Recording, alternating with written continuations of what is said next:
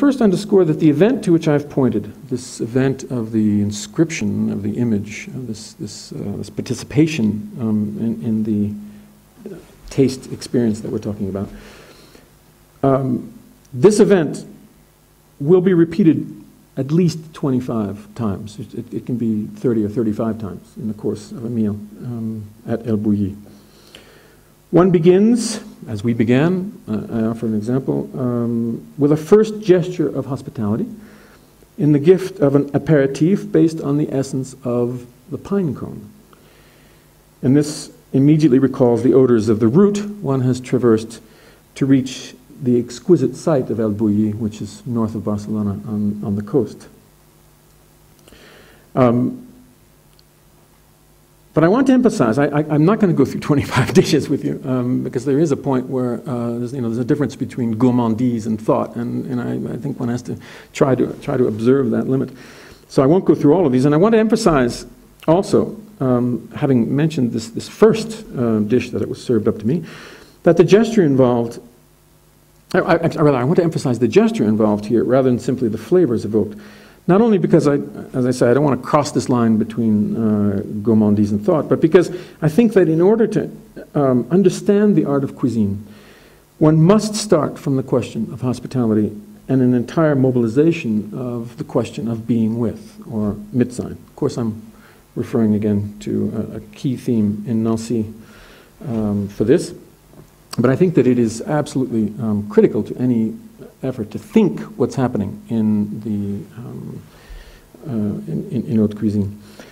Only from there, I think, can one think the play that Brillat-Savarin described so richly and eloquently under the name of conviviality, a social phenomenon that is accompanied by what Brillat describes as a glowing or translucence of the body that develops in the course of that process by which the body is touched in its totality from within.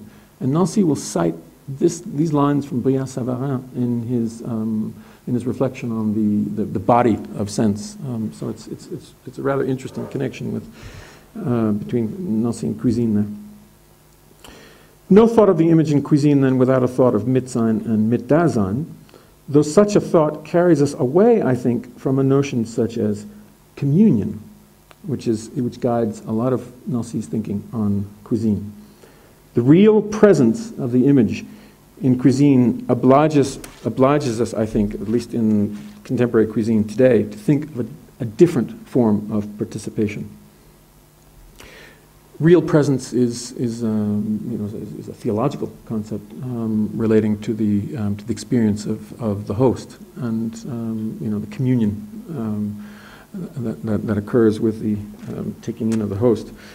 Nancy doesn't hesitate to say, we can think the methexis, this participation that occurs in the gustatory image from the notion of communion. I'm not sure that works anyway for Adrià. I think there is an interruption of communion in the experimentation that he pursues. So, going back to my series of dishes, having emphasized this theme of hospitality and the gesture involved in service, we begin with an aperitif followed by a series of snacks, tapas, and combinations of fundamental tastes. He's constantly mixing the fundamental tastes, the bitter, the sweet, the savory, the salty. Combinations of tastes that gradually lead us toward the desserts, where the sweet starts to prevail. But it's been played with constantly throughout the meal. Each dish, as Edith Durand has proposed, is a kind of poetic proposition. Each is an image, I think, but at the same time a kind of a statement. Though with this notion of poetry, I want to be a little bit careful and say I haven't developed this sufficiently. I am, however, recalling a very thorough play of naming that goes on in Adrià's cooking. He insistently names his dishes, and this is part of the this dimension of language that he's trying to engage, and he does this all the time. He's trying to create a language in cuisine. Is part of this image that is presented. But there's also, I think, a more fundamental question about the nature of poetry. Again, I'm referring to Heidegger, that we would have to think about more thoroughly to develop this. In each case, there is a double play of methexis, as Nancy insists, participation, and mimesis that engages a form of synesthesia. This synesthesia will take different modalities, and it will bring forth in this way what Nancy tries to insist upon, which is the essential plurality of sensibility in what he calls the sense of the world. So we find that in Adrià. The synesthesia takes different modalities, but it is always present. He's constantly bringing forward olfactory sensations together with taste sensations and visual sensations and even auditory sensations. It's a constant play of this. It will always be present, and it is frequently set into motion, as I've been trying to say, via some form of humor, some form of surprising contrast.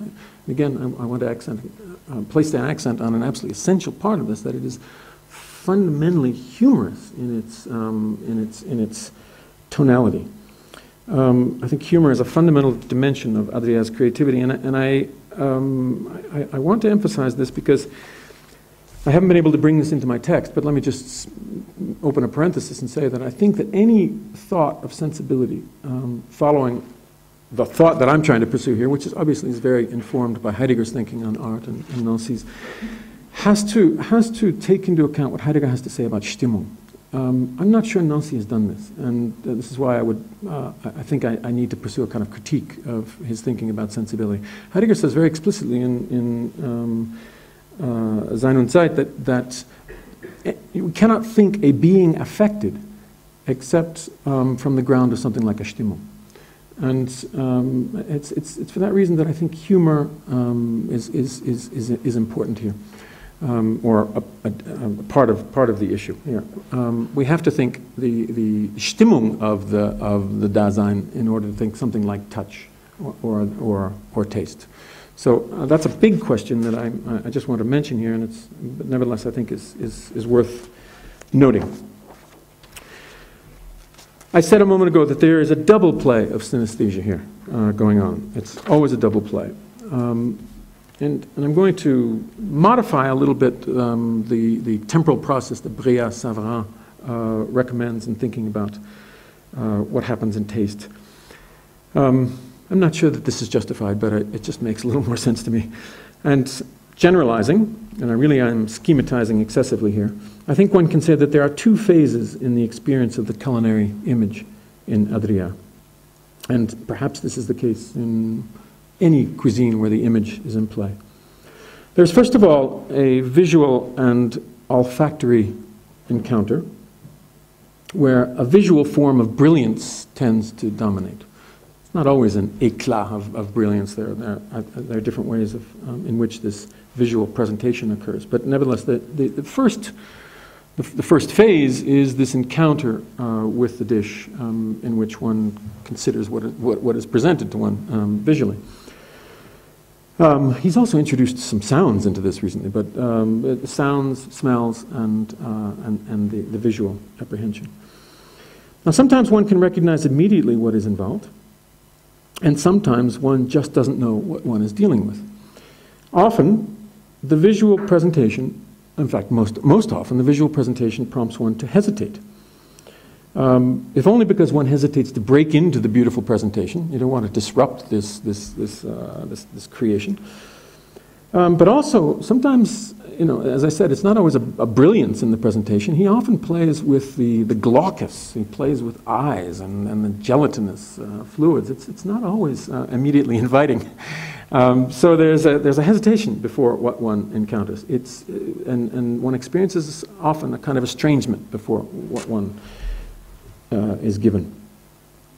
So the aspect is not, with these gelatinous dishes, it's not nauseating, but it certainly prompts reserve. I'm not sure that one would start eating in every case were there not the accompanying invitation and the promise, which is part of hospitality.